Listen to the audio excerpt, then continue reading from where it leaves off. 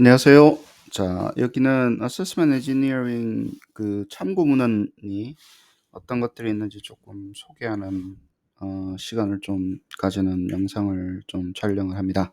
아침에 했다가 녹화가 지워져 가지고 다시 하고요. 평가공학 수업을 할 때는 수업 초반에 이거를 항상 다루는데 한국 분들하고는 다룰 기회가 좀 이번에 처음이고, 또 2023 년도 버전이 또 이제 좀 정리가 되는 것 같아서 다시 또 나누도록 하겠습니다. 자, 평가공학을 어떻게 바라보는가에 따라서 평가공학은 다 달라지는데요. 그 관점을 조금 정리를 하려고 하면, 제가 지금 여기서 평가공학에 하는 것은 아날로그 어세스먼트를 디지털 어세스먼트로 보내는 작업이고요.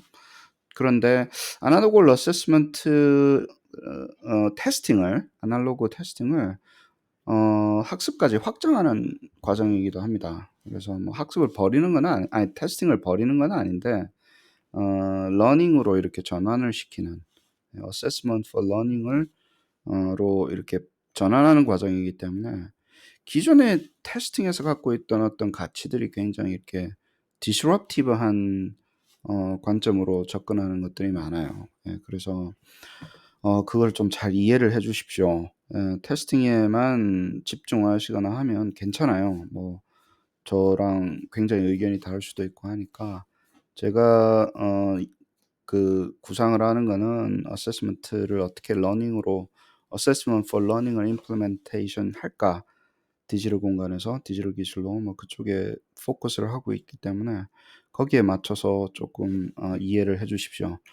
뭐 평가원을 다르게 정의하셔서 다르게 하셔도 뭐 전혀 무방합니다. 어차피 뭐 개념적으로는 테크놀로지를 통해 가지고 어세스먼트를 어떻게 임프루브 할 건가, 뭐 그 언저리에 있기 때문에 그렇습니다.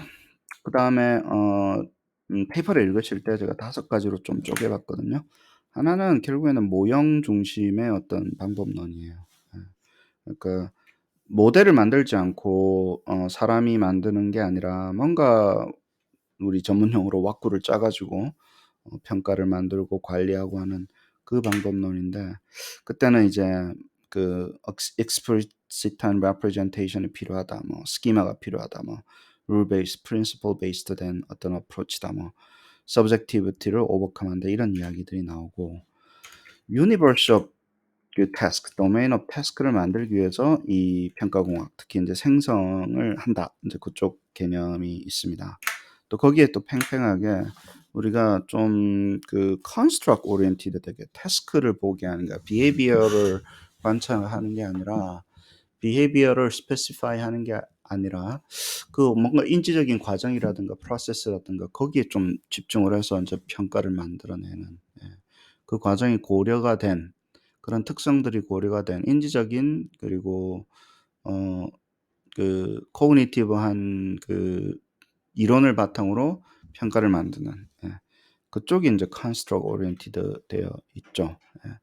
그래서 뭐 cognitive science라든가 뭐 construct representation, preservation, 뭐 이쪽이 이제 이런 용어들이 거기서 나온 거고요. ontology 모형은 이제 construct에 대한, construct이 뭐냐, 예를 들어서 어떻게 우리가 구성되어 있냐, 어떤 식으로 operationalize 할 거냐 전산적으로, 예, 그 generative하게 되면 그런 그 이슈들이 계속 나옵니다. 그렇게 보는 관점이 있고요. 하나는 테크놀로지 쪽으로 바라보는 게 있어요. 예, 그러니까 디지털 어세스먼트를 하려고 하는데, 단순히 컴퓨터 베이스드 테스트, 그러니까 컴퓨터를 가지고 시험 치는 것뿐만이 아니라 그 시험 전반에 대한 만들고 관리하고 뭐 분석하고 하는 거를 이제 디지털라이징 하는 그 과정 속에서 그런 관심을 가지고 어세스먼트 엔지니어링을 바라보는 게 있습니다. 그때는 막 뭐 기계 학습, 기계 뭐 맞춤, 뭐 기계 생성, 뭐 이런 머신 generation, 뭐 이런 용어를 쓰고, real time analytic 뭐 이런 용어를 많이 쓰죠. 그다음에는 이제 이건 저의 또 이제 뭐 저가 아니라 이제 특별한 관심사인데, testing to learning을 하기 위해서 assessment engineering을 이제 사용하는 거예요. 저는 이제 이렇게 사용을 하는 거예요. 왜냐하면 assessment for learning, assessment as a learning을 실제 디지털 테크놀로지라든가 이런 것들을 다 해서 implement 하기 위해서 이 평가공학을 하니까. 그때는 이제 adaptive learning 하기 위한 방법론 혹은 learning analytic을 하기 위한 방법론, assessment as assessment for learning을 하기 위한 어떤 좋은 어떤 그 패러다임, 이 그쪽으로 어세스먼트 엔지니어링을 바라봅니다. 그래서 바라보는 관점이 다 다르다는 거 이해하시고, 본인은 뭐 하려고 어세스먼트 엔지니어링 하나, 이런 거를 꾸준히 생각하셔야 돼요. 처음에는 어세스먼트 엔지니어링이 뭐지? 뭐 이렇게 시작을 하셔도 상관이 없는데, 여기서 나는 뭐에 관심 있고 뭘 하고 싶나? 예, 그쪽에 고민을 두시고, 이쪽은 이미 다 되어 있는 것 같아요. 이쪽은. 예, 왼쪽에 있는 이건 다 되어 있는데, 오른쪽에 이제 이런 디지털 테크놀로지를 할 거냐 아니면 뭐 러닝 쪽으로 치우칠 거냐, 이제 여기서 아마 결정을 하시면 대부분의 페이퍼들이 막 그쪽에서 정리가 되는 것 같아요. 그리고 디지털 어세스먼트에 대한 어떤 마티에 그 advantages and characteristic이 불어더라고요. 그래서 아무튼 그 좋은 성질들, 그것들을 이제 쭉 나열하면서 그것들이 어떤 연관 관계가 있는지 좀 설명한 건데, 여기가 자세하게 설명하려면 시간이 굉장히 오래 많이 걸려서 그냥 좀 짧게 하겠습니다. 리모트 시험 만들 수 있고요. 그러면 액세서블 해주고, 좀 액세서블하면 페어하다고 보시는 분들 있고, 멀티미디어를 다루면 멀티 센서리 한 그 컨스트럭을 다루고 다이버스한 컨스트럭을 다루기 때문에 예를 들면 소리가 나오게 해준다 그러면 이제 좀 액세서블한 시험이 되죠. 그래서 요 연관 관계가 있습니다. TTS 할 때 우리 이야기를 많이 하고요. 그 다음에 이제 다이버시한 컨스트럭을 다룰 수 있기 때문에, 옛날엔 종이에 갇혀져 있던 그런 그 컨스트럭이 종이로만 표현할 수밖에 없었던 것이 시뮬레이션이라든가 뭐 메타버스에 뒤집어 쓰고 뭐 할 수도 있고, 뭐 듣고 말하기도 할 수 있고 인터랙티브한 것도 할 수 있고 해서 그런 보다 그 적절한 construct을 실제로 measure할 수 있기 때문에 그때는 construct representation, validity 이슈로 넘어갑니다. 자, 프로그램 코드 되어 있더라 있죠. 디지털 어세스먼트는요. 그렇기 때문에 코딩이기 때문에 굉장히 explicit하게 됩니다. 말로 해도 명징한 언어로 표현할 수 있는데요. 명징한 언어보다도 코드가 더 힘이 더 명징한 것 같아요. 예. 그리고 verifiable하고 traceable하고 interpretable하고 그런 특성을 가지고요. 그 다음에 이제 프로그램으로 되어 있기 때문에 이제 오토매틱하게 됩니다. 오토매틱하게 되면 이제 하나는 이제 즉각적이고 real-time analytic 뭐 이런 거를 할 수 있는데, 이 중에 성질 중에 하나가 반응이 즉각적으로 오잖아요. 예, 그러면 이제 뭐 편의가 좋다 뭐 이런 것도 있는데, 어, 일단 코그니티브하게는 어텐티브하게 됩니다. 좀 이렇게 집중을 할 수 있죠. 그죠? 반응이 즉각 오면 사람이 좋아하니까. 예. 그리고 아까 이야기했던 그 다이버스 컨스트럭 있죠. 소리가 나오고 뭐 멀티미디어를 하게 되면 또 이 주위가 환기가 돼요. 그래서 어텐티브한 게 또 증강이 됩니다. 다이버스 컨스트럭은 얘하고도 연관이 되는 거죠. 그 다음에 이제 자동화를 그냥 추상적으로 자동화 뭔 자동화 뭐 이렇게 물어보면 이제 자동적으로 컴퓨터가 맞춰주는 거죠. Computerized Adaptive, Automatic Adaptive 뭐 이런 용어를 쓰는데, 그 시험할 때는 시험에서 말하는 adaptive는 좀 달라요. 시험에서 말할 때 adaptive는 이제 efficient하게 나옵니다. 네. efficient하다는 얘기는 이제 시험의 길이가 좀 줄어들 수 있는 거죠. adaptive. 그러면 여기서 이제 요 연결고리는 뭐냐면요. 여기 보십시오. efficient 했기 때문에 좀 집중력을 유지할 수 있는 거예요. 이게 너무 길어지면 우리 fatigue라고도 하기도 하고 집중력이 떨어지죠. 피로하게 되면. 그러면 이게 바이어스예요. 시험에도. 예, 그래서 단순히 짧아진다가 아니라 이런 그 코그니티브하게 어텐티브하게 하는 어떤 효과도 있다. 이렇게 보시면 되고요. 이거는 이제 효과죠. 예. 바이어스는 validity 이슈니까 단순히 뭐 효율적인 게 아니라 효과적인 시험이 됩니다. 길지 않으면. 예. 그다음에 이제 precision이죠. 여기 뭐 precise. 예. 조금이 아니라 길이를 같이 하면 이제 에러가 줄어들죠. 어댑티브를 했기 때문에. 그러면 이때는 이제 그 precision이 높아진다 이런 용어를 씁니다. 프리시즌이 높아지는 게 학습하고 무슨 상관이 있어 에러가 주는 게라고 이야기하실 수 있는데요.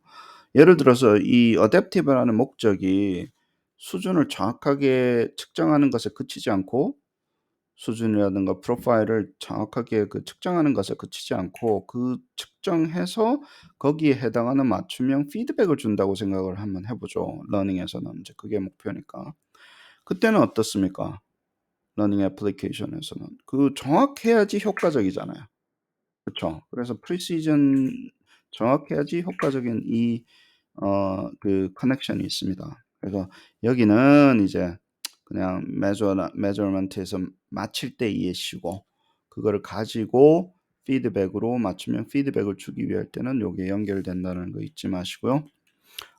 attentive하게 되면 학습에서는요. 아까 얘기했죠. 여기로 돌아오는 거 있죠. 뭐 소리가 난다거나 멀티미디어를 활용한 학습은 인지적으로 어텐티브하게 만들면서 그것 때문에 또 그것 때문에 인제 뭐 약간 집중하게 되니까 학습 러닝 컨텐츠 앤 서비스나 머티리얼에서는 효과적이게 됩니다. 예 여기 라우트도 있는 거예요. 어텐티브하기 때문에 멀티미디어로 어텐티브해서 효과적이다 이런 것도 있고 자 여기까지는 뭐 괜찮은데 평가공학을 조금 이야기하면 평가공학은 이 다생성이라는 이야기가 들어 있어요. 예.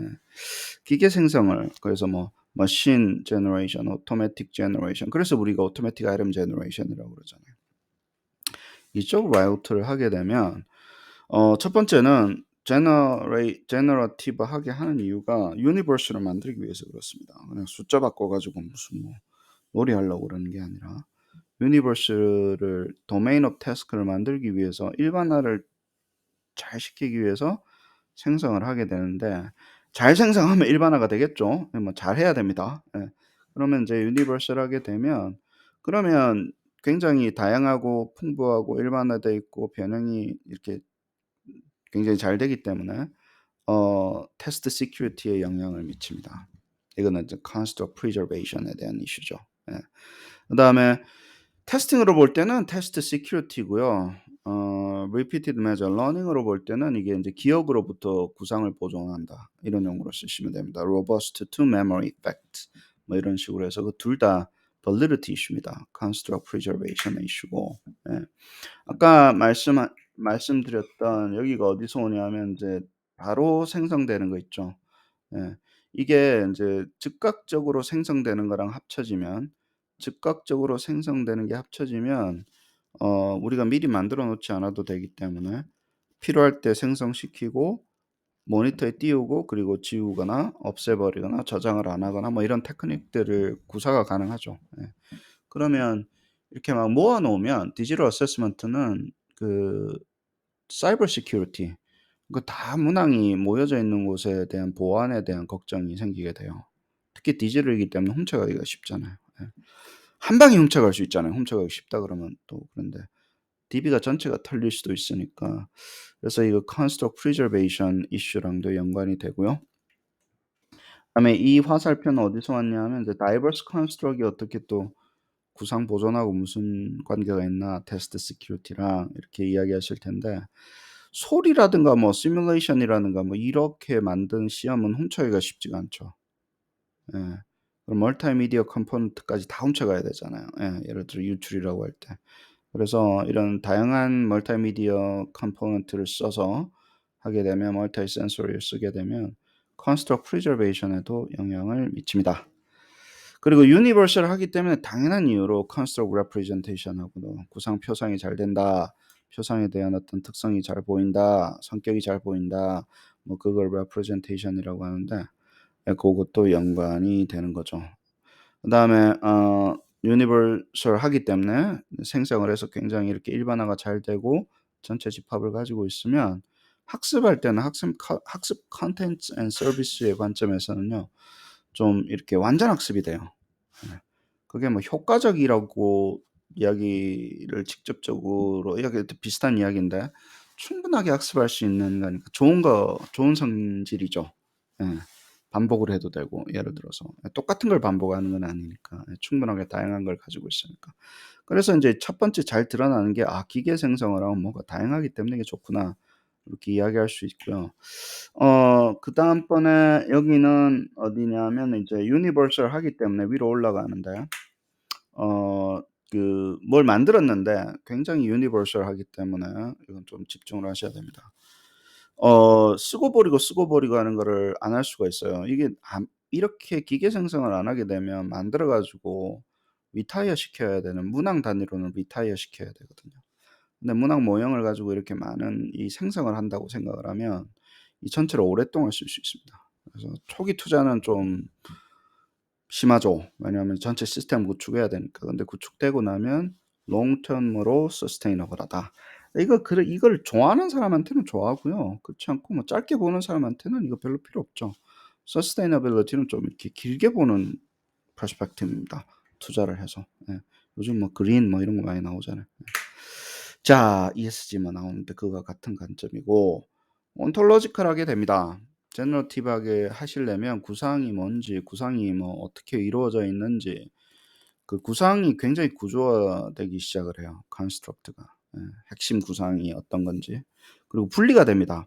생성하기 위한 것과 그 구상에 대한 핵심과 이렇게 분리가 되는데 이 분리가 되는 것 때문에 이거는 이제 좀 어려운 페이퍼인데요. 그러니까 구상이 분리가 돼서 우리가 모형을 만들 때 알고리즘 따로 구상에 대한 것 따로 이렇게 분리가 돼서 이 구상을 만드시는 온톨로지를 만드시는 분하고 협력이 클라우드 콜라보레이션에서 아주 대단히로 협력이 가능해요. 지식 전문가가. 그 얘기는 뭐냐면 옛날에는 뭘 만들 때 문항을 만들었잖아요. 예. 그러니까 지식 전문가가 문항 전체를 다 만들었기 때문에 같이 다 보고 만들었기 때문에 이거 분리가 안 돼 가지고 이 만드는 사람의 숫자를 굉장히 많이 늘릴 수도 없습니다. 테스트 시큐리티 때문에. 그러기도 힘들고. 예. 근데 인제 이게 분리가 되기 때문에 construct preservative한 그 프로시저도 procedure하게 만드는 그 과정 자체도 테스트 시큐리티가 증가가 되고요. 또 하나는 뭐냐면 두 가지 단계가 있는데 그렇게 해서 많은 사람하고 온톨로지를 만들기 때문에 온톨로지가 굉장히 일반화가 잘 됩니다. 네, 그러면 이제 일반화랑 다시 연관이 되는 거죠. 충분하게 다양한 세트를 확보할 수 있어요. 온톨로지에서. 예. 온톨로지가 이제 뭔지는 좀 모형을 만들면서 같이 하시면 되는데 그렇기 때문에 다양성 때문에 다시 프리저베이션으로 연관이 돼요. 예. 다양하잖아요. 변형이 많이 나오잖아요. 그렇죠? 그래서 그게 지금 이제 이번에 발표할 페이퍼 내용이 되고 같이 테스트 시큐리티 쪽이고 여기 인제 온톨로지컬하기 때문에 요 밑으로 내려가는 건데요. 온톨로지컬하기 때문에 구상이 뭔지도 인제 다양하게 잘 보이는 것도 있고 유니버설한 것도 있지만 분리가 됐기 때문에 온톨로지를 또 밸리데이션하기도 많은 사람하고 밸리데이션을 하잖아요. 이게 맞는지 안 맞는지 컨텐츠 밸리디티를 보는 거죠.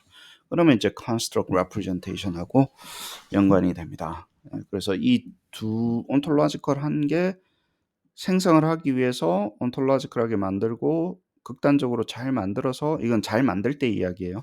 온톨로지 모델을 잘 만들어서 분리를 시키게 되면 validity랑 이런 연관이 있다. 여기가 인제 지금 쓰고 있는 페이퍼 중에 하나고요. 그다음에 이제 제너러티브하게 하면 인지 이야기가 굉장히 많이 나옵니다. 그래서 그러니까 구상이 어떻게 됐냐, 구상이 어떤 식으로 구조로 돼 있냐, 구상의 어떤 뭐 태스크의 난이도에 미치는 무엇이 영향을 미치냐, 어떻게 영향을 미치냐 이런 것들에 대해서 인지적인 태스크잖아요. 우리 같은 경우는 시험을 치는 게 뭐 어디 가서 뭐 앉았다 일어섰다 뭐 이렇게 하라는 태스크가 아니라 그렇기 때문에 굉장히 인신론적이고 지식이 무엇인지 뭐 이런 것들 인제 하게 되고 지식이 어떻게 구성되는지 온톨로지컬한 게 둘 다 돼요. 그리고 굉장히 철학적인 뭐 좀 코그니티브하고 필로소피컬한 관점에서 이걸 바라보게 되는데 코그니티브하기 때문에 construct representation이 높아진다라고 인제 하는 페이퍼가 그 핵심 페이퍼 중에 하나입니다. 예, 그리고 이렇게 되기 때문에 difficulty에 어떤 영향을 미치나 그래서 태스크라든가 태스크가 인제 만들어진 태스크가 어떤 난이도로 어떻게 설명되나 난이도가 설명된다라는 거는 점수를 설명하는 것과 같아요.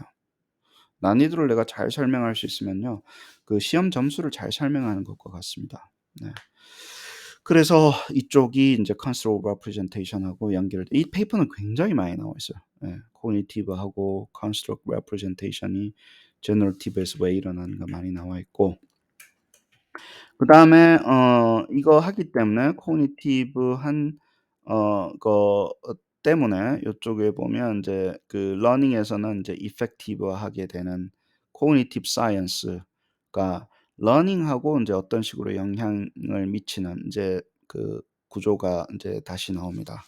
예 이때는 우리가 왜냐하면 이게 어떻게 잘 아는가에 대한 것을 분석할 수 있다라는 거예요.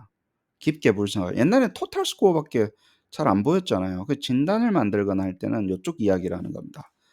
그 이 문학 모형을 만들어 가지고 문학 모형을 코그니티브 스트럭처로 구성을 하게 되면 이 지도 같은 거를 펼쳐서 만들면 진단 시험, 학습에서 뭐가 부족하고 뭐가 잘 되고를 좀 파악이 잘 되기 때문에 이쪽 AIG라든가 뭐 이쪽이 학습에 도움된다는 아규먼트가 형성이 돼요. 그냥 많이 줬다 뭐 이게 아니고 뭐 충분히 줬다 이게 아니고 코그니티브 프로세스를 분석을 해서 그 기제로 사용할 수 있기 때문에 러닝에 이펙티브하다는 이 이야기가 나옵니다. 이게 굉장히 중요한 러닝 쪽을 보시는 분들은 저 같은 사람한테는 굉장히 중요한 그 페이퍼의 아규먼트의 링크입니다.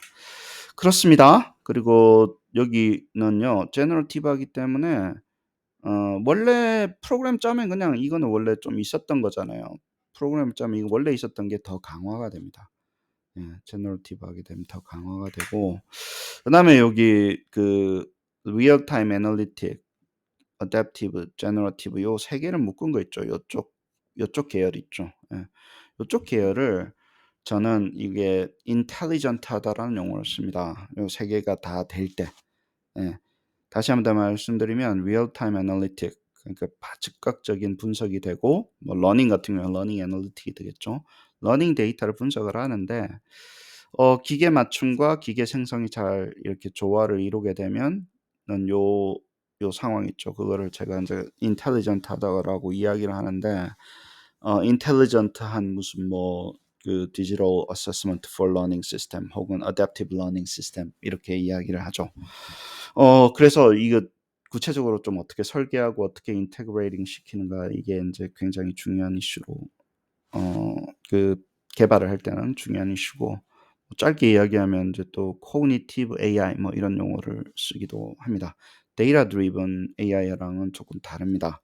거기는 데이터가 많이 있으면 이제 자동화가 되는 거고 저희는 이 부분을 좀 룰 베이스 프로그램으로 코딩을 해야 돼요. 특히 지식 부분 때문에 그렇습니다. 여기는 뭐 할 게 별로 없어요. 우리 입장에서는 예를 들어서 뭐 알고리즘 뭐 그렇게 뭐 대단한 건 아닌데 지식이 어세스먼트 그 knowledge가 다 들어와야 되잖아요 이렇게. 그러니까 이쪽 부분이 굉장히 큰 이슈가 되게 되는 거죠. 예. 나중에 하나씩 설명을 드리고요. 그러니까 이 전체 맵을 보고 페이퍼가 어느 연결고리를 이야기하고 있는지 파악을 해 가면서 페이퍼 리뷰하시면 좋고요. 책을 보면 이 책 좋습니다. Item Generation for Test Development. 여기 북 챕터들 보시면요. 뭐 사실은 이론적인 거 다 나와 있다고 보시면 돼요. 2002년 이 책이 Item Generation for Test Development. 이거 ETS에서 한 컨퍼런스인데 2000년도에 한 컨퍼런스가 이렇게 정리돼 가지고 나온 거거든요. 그때 제가 인제 대학원에 들어간 거예요. 대학원에 인제 들어가서 어 그때 선생님들이 그런 말씀하셨어요. 모여 가지고 "이런 이야기하는 사람들이 있다." 예. 그때 얘기만 들었죠. 예. 그때 저도 뭐 'Automatic RM Generation 하면 좋지 않을까?' 뭐 석사 예 그 Educational Measurement 기말 페이퍼도 쓰고 했는데 굉장히 깊은 이야기들이 많이 담겨져 있습니다. Repeated Measure에 대한 이슈들도 있고 Psychology를 어떻게 사용하는가에 대한 이슈도 있고 미슬레비 선생님의 이제 Evidence Centered Design이 여기서 어떤 역할을 하는지 Item Generation에 어떤 역할을 하는지 여기도 있고요. Difficulty Modeling도 있고 Higher Order Cognitive Function을 또 Generation 하는 뭐 간단한 게 이런 것도 있고 비아 선생님의 Generative Assessment라는 제가 generative assessment modeling이라는 용어도 쓰거든요. 그러니까 모형 입장에서는. 예. 그때는 이제 뭐 이게 reference가 되겠죠. 그죠? cognitive theory를 가져가는 엠브러튼 선생님의 그 페이퍼 여기 있고, human performance repeated measure, 이거는 이제 우리 학습할 때 계속 반복적으로 측정을 해야 되는데, growth modeling을 할 때 예를 들면 이게 지금 뭐 똑같은 measure를 가지고 할 수 없잖아요. 그럼 우리는 막 이게 measurement invariance 뭐 이런 이야기를 해가면서 처리했던 게 item generation perspective 어떻게 되는가 여기 다 있습니다. score는 테스트를 어떻게 스코어링하나 generate 됐을 때 이것도 있고, 또 웨이너 선생님의 이제 이것도 굉장히 insightful합니다. 언제 하고 왜 하고 어떻게 하나 뭐 이런 이야기들, 그렇죠. 나머지 뭐 더 그 다른 것도 있고, 여기 뭐 스키마 theory로 item generation 설명하신 페이퍼도 있고 굉장히 좋아요. 그래서 strongly recommend 드립니다. PDF도 어디 뭐 왔다 갔다 하던데 구하셔가지고 꼭 읽어보십시오. 이런 페이퍼 뭐 어떻게 됐는지 너무 많이 있어가지고 읽기가 힘들 정도로 많이 있습니다. 그리고 여기 2006년도죠. 2002년에서 이제 2006년도 나면 테크놀로지 앤 테스팅에 오토매틱 RM 제너레이션이라는 섹션이 따로 있어요. 이거는 뭐 거의 바이블이나 마찬가지니까 구하셔서 읽어보셔서 거기에 AIG 섹션 보면 잘 정리가 되어 있습니다. 또 약간 북챕터처럼 정리가 되어 있어요. 그 다음에 코그니티브 사이콜로지가 하는 역할에 대한 게 있는데, 아까도 말씀드렸지만 그 오토매틱 아이템 제너레이션이 코그니티브 사이콜로지랑 굉장히 이렇게 궁합이 잘 맞아요. 왜냐하면 만들어내는 과정에 집중을 하거든요. 만들어진 것을 수행하는 거에 집중하는 게 아니라. 그렇죠. 그래서 평가를 만드는 과정 속에서 이거 녹여낼 수가 있어서 cognitive side 혹은 cognitive psychology에 대한 어떤 research question을 우리가 검증하기 위해서, 실험하기 위해서 이렇게 바라보는 관점도 있고, 그리고 이거 지식이란 무엇인가, 알미란 무엇인가, knowledge란 무엇인가, 뭐 이런 그 어떻게 아는가, 뭐 이런 것들에 대한 이슈들은 cognitive psychology, 그 필로소피나 철학적인 질문이거든요. 그게 어떻게 에듀케이셔널 매저먼트에 녹여드는 거에 대해서 정리를 한 게 있어서 읽을 때마다 저도 배웁니다, 이거. 강추를 드리고, 그 다음에 이제 이 책이죠. 저희가 이제 교과서라고 이야기하는 책인데, 2002년도 책하고 2006년도 책하고 일단 있는 상태에서 이걸 보면 훨씬 도움이 됩니다. 이때는 이제 아이고어라는 이제 그 프로그램 가지고 임플리멘테이션 한 게 있기 때문에, 그전에는 좀 약간 중구난방이었어요, 임플리멘테이션이.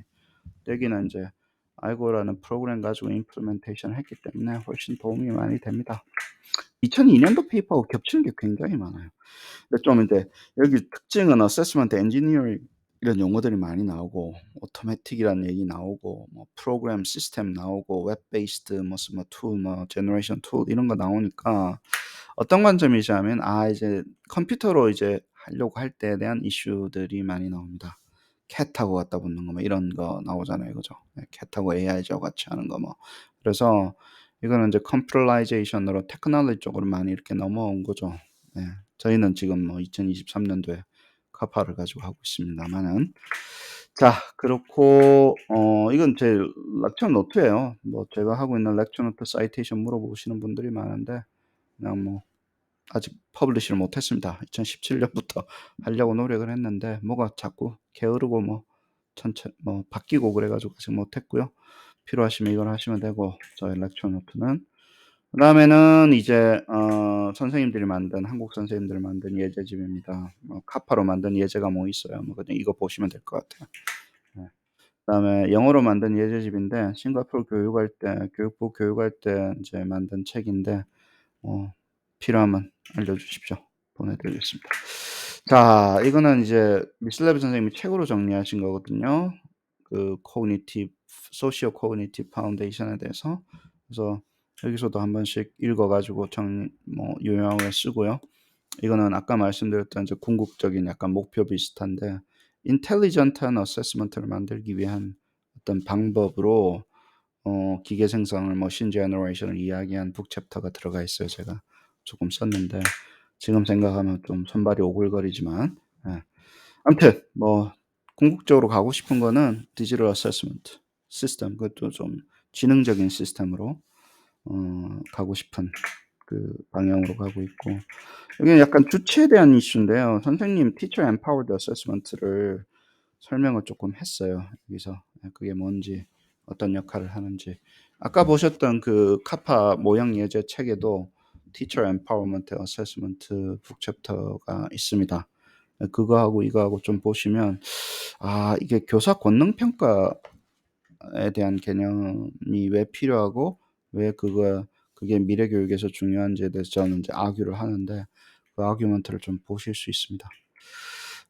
그리고 평가공학 어세스먼트 엔지니어링 이거 이제 그 강의되어 있는 거 유튜브 링크 있으니까 공개됐으니까 보시고 모델링 연습도 마찬가지고 저희가 이제 리터처 리뷰를 하거나 하게 되면 여기에 올라가고요. 모델링 연습을 좀 추가가 되면 한국 강의는 다 둘 중에 하나로 올라갈 예정입니다. 그래서 해놓고 북마크하고 구독하시면 뭐 새로운 비디오 나오면 또 알림 오겠죠? 네. 아티클을 좀 테마별로 묶어봤는데요. 처음에 이제 백그라운드 있죠. 백그라운드 부분은 제가 이름을 Model of Fortune이라고 붙였는데 요렇게 해서 이제 우리가 이제 뭐 이번 주에도 이거 하자 뭐 이런 식으로 해서 정리를 할 겁니다. 좀 그 근본되는 페이퍼, 이거는 히스토리컬하게 근본되는 페이퍼를 2개를 이제 뽑아가지고 북 챕터라든가 요렇게 읽어가면서 진행을 할 거고요. 그 다음에 우리가 그 일반 사이코메트릭에서 특히 아이템 제너레이션 쪽을 보면 요 3개를 다 사이테이션 하면 됩니다. 1996, 1998, 1999 뭐 요런 것들 있죠. 요 2개. 예, 그 다음에 글라스 선생님하고 빔 선생님은 2011년도에 이야기하셔가지고 이게 거의 10년 차이가 나가잖아요. 그래서 이 페이퍼가 이게 이미 이렇게 다 나와 있는 상태에서 룰 베이스드 아이템 제너레이션 나왔는데 그래도 여기는 이제 statistical 모델 어떻게 estimation 하나 그런 내용들이 잘 정리가 되어 있어요. 그래서 이것도 뭐 거의 기본 우리가 이제 문항 생성이라는 관점만 볼 때는 요거를 이제 포커스 하시면 됩니다. 저는 어세스먼트 생성으로 넘어가는 게 중요하다고 생각하기 때문에 비아 선생님의 그 제너러티브 모델링 예를 들어서 이거를 더 중요하게 생각합니다. 제너러티브 어세스먼트 뭐 이쪽이 여기는 제너러티브 리스폰스 모형이라고 했네요. 네, 그렇습니다. 그 다음 theme은 이제 validity share. 이름을 implied validity라고 지었습니다. 이거는 이제 왜 이 생성 모형이 생성한다는 이 자체가 모형 기반 그 생성이 왜 그 타당함과 어떻게 연결되어 있는지에 대한 구조를 좀 파악을 하셔야지 이론적인 페이퍼를 쓰실 수 있어요. 그냥 많으니까 테스트 시큐리티에 도움되니까 뭐 좀 좋은 거 아닌가? 많이 만드니까 싸게 만드는 거 아닌가? 뭐 이런 거는요 굉장히 좀 약하거나 부족하거나 그렇습니다. 그래서 construct representation과 construct preservation 이거를 이해를 하시든지 좀 깊게 읽으시든지 그렇게 해야지 페이퍼가 진행이 되시니까 꼭 강추를 하는 페이퍼들이고요. 그다음에 미슬레브 선생님, 미슬레브 선생님의 evidence center design, 그죠? 이거 뭐 처음부터 아까도 말씀드렸지만 이게 태스크 모형이 AIG에서 어떤 역할을 하냐 2002년도, 2012년도 이거 다 미슬레브 선생님이 계속 진행하는 이야기였는데 저는 요걸 테크트리를 탈 때 그 민스키 선생님의 이제 knowledge representation, framework of knowledge representation, representing knowledge랑 그다음에 external knowledge representation 이 페이퍼 적으신 거 있죠, 미슬랩 선생님. 그래서 요렇게 연결시켜서 제가 그 소위 말하는 이제 knowledge engineering하고 reverse knowledge engineering, assessment knowledge engineering하고 이런 그 뭐죠? generative model 평가공학하고 어떤 연관이 있는지를 미슬랩 선생님의 에비던스 센터 디자인 근거로 해서 진행을 합니다. 제 카파 시스템은 대부분의 용어가 여기서 나왔어요. 에비던스 센터 디자인에서 나왔습니다. 예. 평가공학을 하셨던 레 선생님도 에비던스 센터 디자인에서 썼던 용어를 그대로 쓰세요. 예, 그 개념이라든가 뭐 그대로 쓰는데 이제 차이는 뭐가 있냐면 그거는 이제 약간 이론적인 프레임워크이고 실제 임플리멘테이션은 이제 그걸 디지털라이징 어떻게 할 건가에 대한 게임이라는 거예요. 그걸 어떻게 전산화시켜서 전산 시스템에서 진짜 효율적으로 효과적으로 퍼포먼스를 보이는 거를 녹여낼 건가에 대한 이슈는 이제 그러면 이제 카파 시스템은 그걸 하기 위한 어떤 특별한 실제로 존재를 하는 그런 디지털 플랫폼이 되는 거죠. 에비던스 센터 디자인을 임플리멘테이션 하는. 근데 학문적인 접근 방법은 그걸 평가공학이라 부르자. 이제 이렇게 되는 겁니다. 좀 헷갈리시겠지만 ECD는 뭐고 어세스먼트 엔지니어링은 뭐고 헷갈리시겠지만 저는 여기서 말하는 어세스먼트 엔지니어링은 약간 학문적인 형태를 이야기를 하는 겁니다. 맷 선생님이 어세스먼트 엔지니어링이라는 그 용어를 앵코링 하셨어요. 그래서 그 좀 하이라이트를 받으셔야 될 것 같아 가지고 관련된 페이퍼들 조금 읽고 정리하고 특히 그 렛 선생님이 MST 쪽으로 하셨거든요. 지금 요중에는 그 MST하고 제너레이션, 제너러티브 MST를 지금 제가 그 연구를 하고 있어요. 특히 또 학습을 위한 제너러티브 MST를 하고 있기 때문에 맞춤형 학습을 위해서 그쪽으로 그 진단 모형 만들 때 하고 있기 때문에 여기가 굉장히 연관이 많이 되어 있습니다. 선생님 페이퍼, 렛 선생님 페이퍼 많이 읽고 있죠. 그러고 나면 이제 모형을 칼리브레이션 시키는 거예요. 문항 모형을. 옛날에 문항에 대한 특성을 찾았잖아요. 근데 이제 평가공학이 또 제너러티브 어세스먼트는 제너러티브 아이렘 모형을 만들고 제너러티브 아이렘 모형을 칼리브레이션 하는 건데 그때 이제 expected caliber라고 내용 썼는데 expected characteristic function이라든가 뭐 이런 거를 이제 찾는 과정이에요. 예, 여기 보면 expected response function이라고 나와 있죠. 시나리오 선생님. 예. family expected라고 하는데 이제 이거를 가지고 시나리오 선생님이 많이 해 놓으셨으니까 요거를 가지고 이제 데이터를 가지고 어떤 식으로 칼리브레이션 하나 뭐 그 이슈들에 대한 게 나오는 거고요. 그리고 칼리브레이션하고 끝나는 게 아니라 difficulty를 찾아내고 끝나는 게 아니라 모형에 그 모형의 difficulty를 어떻게 생성되는 문학 모형의 difficulty를 어떻게 예측할 수 있나 이제 그런 쪽으로 바라보는 관점은 이제 소위 말하는 이제 difficulty 모델링이라고 그래요. 혹은 여러분들이 곰곰이 한번 생각을 해보시면 내가 difficulty 모형을 하고 싶어요. 난이도를 추정하는 모형을 하고 싶어요. 예를 들어서 이런 문항은 이 난이도야. 저런 문항은 저 난이도야. 근데 그렇게 할 때는 independent variable하고 난이도 그 문항하고가 매핑이 돼야 되잖아요. 그러면 이제 문항의 속성이라는 게 드러나잖아요. 예. 그러면 우리가 만약에 변형시켜서 만들면 그 속성 자체가 문항을 구성하는 그 요소 자체가 내가 변형했기 때문에 내가 independent variable을 가지고 있는 거잖아요. 예. 그걸로 이제 문항의 난이도를 설명할 수 있습니다. 설명하고 설명할 수 있다는 얘기는 예측도 어느 정도 가능하다는 이야기죠. 그죠? 예. 그래서 예측 모형, 난이도에 대한 예측 모형이 이제 이쪽에 다 나와 있습니다. 어댑티브 마인드는 이제 어댑티브 테스트하고 특히 컴퓨터 어댑티브 테스트하고 RM 제너레이션 그러니까 제너러티브 한 쪽에서 바라보는 건데 여기는 이제 CAT 문항으로 하는 컴퓨터 어댑티브 테스트와 RM 제너레이션이 어떤 식으로 융합되는가에 대한 페이퍼가 되어 있고 학습으로 넘어가기 위해서는 이 디코드 어댑티브라는 거를 따가지고 이거는 이제 학습 쪽에서 이야기한 거거든요. 해가지고 이제 맞춤형 학습하고 맞춤형 시험하고 그 어떤 식으로 연결고리를 만들어 나갈 건가에 대해서 할 때는 이런 페이퍼를 읽으면서 진행을 합니다. Merge and Conquer는요, 근데 Generative Assessment Modeling, 그러니까 생성하는 거하고 Testly Based Adaptive, 소위 말해서 MST라고 그러죠. Multi-Stage Testing하고 Generative Assessment Modeling하고 어떤 식으로 융합을 시켜서 우리가 진행을 할 건가, 이제 요 부분인데, 이번 월말에 하는 그 워크숍은 맞춤형 학습 모형은 이거랑 굉장히 많이 그 맞닿아 있습니다. 이쪽부터 아마 거의 시작한다고 생각하시면 될 것 같아요. 그 다음에 Diagnosed Feedback이라는 건데요. 여기는 이제 피드백 모형에 대해서 이야기를 하는데 피드백 생성 모형이에요, 사실은. 그리고 맞춰서 어떻게 생성할 건가. 그 학습으로 넘어갈 때 그 형성 평가를 타고 넘어가거든요. 그 처음에는 이제 진단 형성을 하고 거기까지는 평가였어요.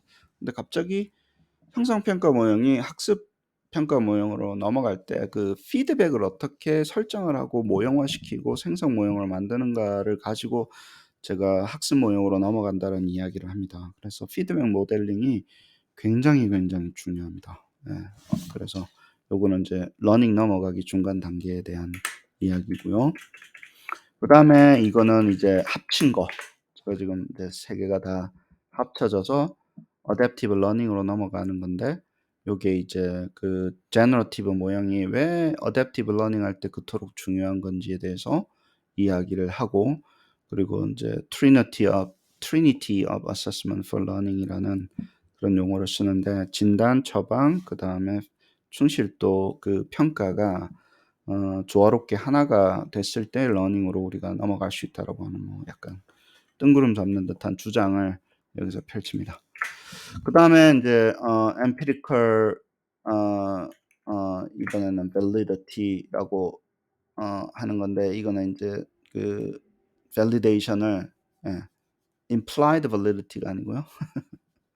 예, empirical validity라는 건데, 여기는 이제 실제적으로 데이터가 들어왔을 때 어떤 식으로 문학 모형을 validating 하나, 혹은 이 전체 를 어떻게 validation 하는 방법은 뭐냐, cognitive 모형을 validation 하냐, 뭐 데이터를 가지고 하냐, 뭐 이런 것들에 대한 이슈를, 아이템은 어떻게 식으로 validation 하냐, 뭐 이런 이슈를 좀 모아가지고 generative item validation에 대해서 했고요. 그다음에 parallel 테스트도 한번 모아볼게요. 그러니까 이거 어세스먼트를 가지고, 러닝에서는 parallel 어세스먼트가 굉장히 중요합니다. 사실은 parallelism은 다 중요해요. 서머티브도 중요하고 포머티브도 중요하고 다 중요합니다. 근데 이 패러렐한 거를 만들기 위한 도구로서 우리가 이거를 그 제너러티브 어프로치를 생각할 수도 있거든요. 예, 그렇게 주장하신 분도 많고, 그쪽 거를 좀 모아 놓은 거고요. 스마트 디스트럭터는 이제 디스트럭터가 어떤 디스트럭터 모형에 관련된 이슈예요. 디스트럭터도 생성 모형이 들어가죠. 디스트럭터 멀티플 초이스 디스트럭터 부분도 모형화돼서 이제 생성이 되는데, 그게 답은 아니어야 되고, 뭐 플로저블 해야 되고, 인커렉트 해야 되고, 뭐 그런 것들을 많이 하고, 페이퍼 중에서는 디스트럭터를 어떻게 모형화하는가가 난이도에 어떻게 영향을 미치냐, 뭐 리버스 엔지니어링 할 때 디스트럭터 모형이 어떤 역할을 하나, 뭐 이런 이슈들이 나와서 여기는 한참 이제 페이퍼가 그득그득 차겠죠. 이번에 뭐 거의 한 4-5개가 이쪽 관련돼서 페이퍼를 쓰니까. 네, 패러렐리즘 아까도 이야기했지만 이게 조금, 예, 겹쳤네요. 이거 가져와서 할 거고, 인텔리전트 제너레이터라고 하는 건데, 이제 어세스먼트 플랫폼을 만드는 이슈입니다. 맞춤형 학습을 위한 디지털, 혹은 뭐 맞춤형 그 평가를 위한 어세스먼트 플랫폼. 옛날에는 어세스먼트가 그 일개 서비스였는데, 그게 플랫폼으로 이렇게 업그레이드 되는 거에 대한 이슈를 여기서는 다뤄서 이제 궁극적으로는 일로 가려고 하는 거죠. 예, 인텔리전트한 어떤 시스템으로 가려고 하는 건데, 그 이야기를 여기서 다루고, 티타임은 티처 empowerment 어세스먼트만 따로 모아가지고, 그러니까 이게 왜 선생님들을 중심으로, 그 교육자가 중심으로 이 지식 모형을 만들고 주체로 참여하는 거죠. 예, 그 이카로지를 만든다라는 용어를 쓰는데, 생태계를 만들어서, 그리고 지식 전문가가 중간에서 이 주체적인 역할을 하는 방법론에 대해서 이야기하는 페이퍼를 좀 모아가지고 뭐 한번 같이 리뷰를 할 수도 있을 것 같아요. 툴들에 대한 이슈고요. 다양한 툴들이 있다, 뭐 적어놨으니까 보시면 되고, 어, 뭐 도메인별로 수학 굉장히 많죠, 그죠? 수학별로 해놓은 것들 페이퍼 모아본 거고요. 김성현 교수님이 또 최근에 페이퍼 쓰신 거 있으니까, 2022년도 겨울에 나왔으니까 한글로 잘 되어 있습니다. 특히 카파 시스템 활용해서 한 거니까 여러분들 보시면 아마 도움이 될 것 같아서 여기 소개를 하나 했습니다. 그 다음에 코니티브 어빌리티 관련돼서는 굉장히 많아요. 거의 뭐 여기서부터 시작했다고 해도 과언이 아닐 만큼 많고, 또 최근에 제가 그 유진 교수님이랑 같이 한 거, 2022년도에 퍼블리시가 됐기 때문에 카파 써서 어빌리티 테스트 만들어서 아이런 문항 분석까지 한 게 있기 때문에, 뭐 예제로 보시려면 보시면 좋겠습니다. 그 다음에는 이제 language art 쪽인데요. 여기서는 좀 특징적인 페이퍼가 우리 오 박사님이 하신 페이퍼, 예, 그 문항 형식을 이제 바꾸는 태스크 모형을 사용해서 만드는 것도 하시고, 그다음에 명제 분석을 통해 가지고 그 글로 되어 있는 거 그냥 단어 바꾸고가 아니라 명제 분석이 이제 조금 이제 추가가 돼서 그 읽기 평가로 개발을 하는 거를에 대한 어떤 그 임플리케이션을 다루셨는데, 한국어로 되어 있는 그 특히 읽기 쪽에 되어 있는 예제가 필요하신 분들은 꼭 보셨으면 좋겠습니다. 메디컬 에듀케이션 앤 라이센셜 쪽에 요즘 그 한국 연구자들하고 계속해서 리터처 리뷰도 하고 국시원 프로젝트도 진행을 하고 있습니다. 근데 여기가 굉장히 임플리케이션이 큰 게, 최근에 카파 시스템은 수학을 좀 넘어서서 이제 온톨로지를 잘 만들어서 굉장히 복잡한 선언적 지식이 있는 것을 구현하기 위한 라이브러리가 대대적으로 구축이 됐습니다. 예, 그래서 저희가 그 소위 말해서 이제 뭐 투입 대비 아웃풋이 많은 거죠. 예. 그래서 이쪽이 아마 페이퍼가 계속 카파 프로젝트는 계속 이쪽으로 아마 이제 진행이 될 것 같아요. 이쪽 부분도. 예. 그렇습니다. 도움이 됐으면 하고요. 이런 페이퍼들이 있으니까 쭉 보시고 어떤 페이퍼가 있는가 한번 훑어봤는데, 여기 있는 것들 읽으면서 추가해 가면서 또 뭐 본인의 관심사에 맞춰 가지고 또 이렇게 마디파이 하시면서 이론 공부 조금씩 하시면 될 것 같아요. 네. 그래요. 감사합니다. 네.